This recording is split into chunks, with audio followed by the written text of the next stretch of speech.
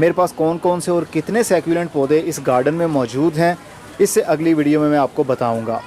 इनको जैसे ही रोशनी की कमी हो जाए तो इनकी जो टहनियाँ हैं वो ज़्यादा लंबी होने लगती है और पत्ते कम होने लगते हैं।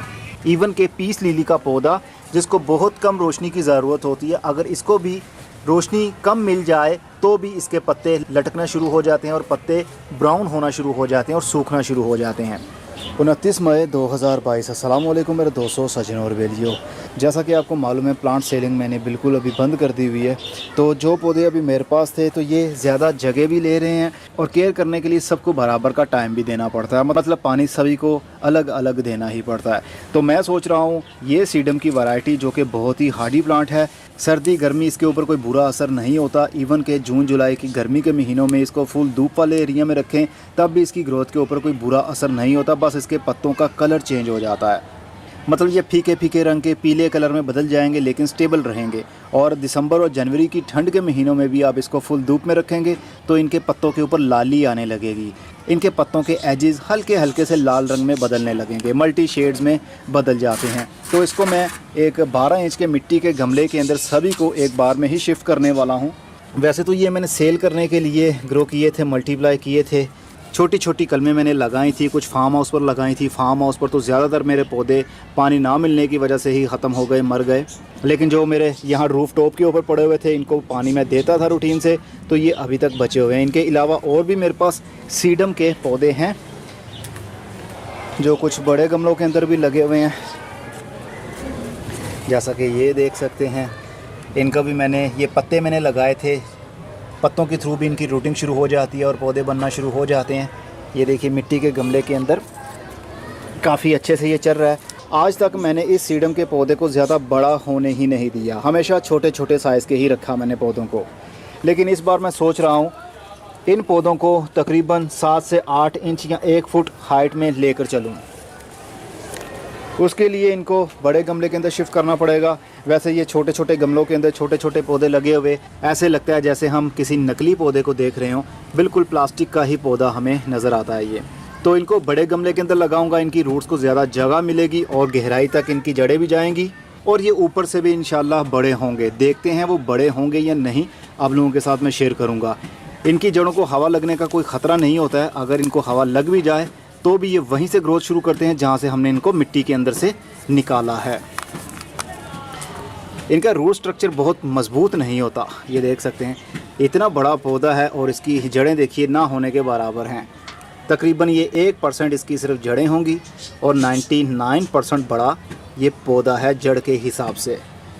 इसको मैंने कटिंग ग्रोइंग मीडिया के अंदर लगाया हुआ है। इसकी कटिंग ओनली बालू मिट्टी के अंदर भी अच्छे से चल जाती है, लेकिन छत के ऊपर आपको मालूम है ज़्यादा वज़न ना पड़ने पाए, इसलिए इस तरह की चीज़ें इस्तेमाल की जाती हैं। तो इसको मैं मिट्टी के गमले के अंदर मिट्टी में ही शिफ्ट करने वाला हूँ। मिट्टी के गमले में और उसके अंदर भी मिट्टी इस्तेमाल की हो, ऐसे पौधों के लिए अच्छा रहता है जिन पौधों के पत्तों का ज़्यादा वज़न होता है, जैसे कि सैक्युलेंट, जैसे एलोवेरा का पौधा वो भी सैक्युलेंट है। उनके पत्तों के अंदर ज़्यादा मॉइस्चर होता है, उसका ज़्यादा वज़न होता है। इसलिए अगर आप कटिंग ग्रोइंग मीडिया या लाइट वेट मीडियम के अंदर उनको शिफ्ट करके प्लास्टिक के गमले के अंदर लगा देंगे तो पौधा थोड़ा सा बड़ा होगा तो गमला उसका भार बर्दाश्त नहीं कर पाएगा।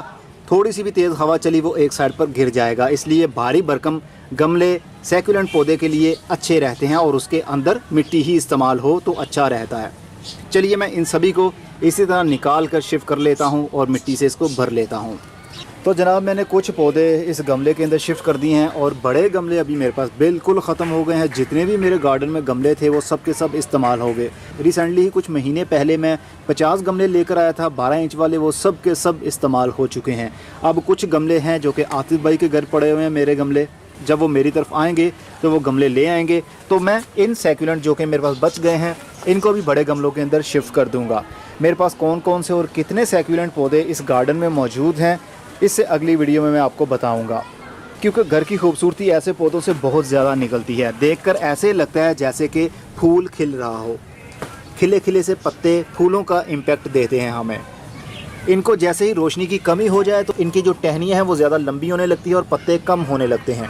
और जिस पौधे को रोशनी की कमी नहीं होगी उसकी टहनी ज़्यादा लंबी नहीं होगी बल्कि ज़्यादा पत्ते ग्रो होंगे। और दूसरा, जब इसके पत्तों के ऊपर रोशनी कम पड़ती है तो इनके पत्तों का कलर भी फीका पड़ने लगता है, हरापन कम हो जाता है और पीलापन कुछ ज़्यादा ही विजिबल होने लगता है। इसलिए सूरज की रोशनी की कमी पौधों को हरगिज़ ना होने दें, चाहे कोई सा भी पौधा हो। इवन के मनी प्लांट जिसको बहुत कम लाइट की ज़रूरत होती है, इवन के पीस लिली का पौधा जिसको बहुत कम रोशनी की ज़रूरत होती है, अगर इसको भी रोशनी कम मिल जाए तो भी इसके पत्ते लटकना शुरू हो जाते हैं और पत्ते ब्राउन होना शुरू हो जाते हैं और सूखना शुरू हो जाते हैं।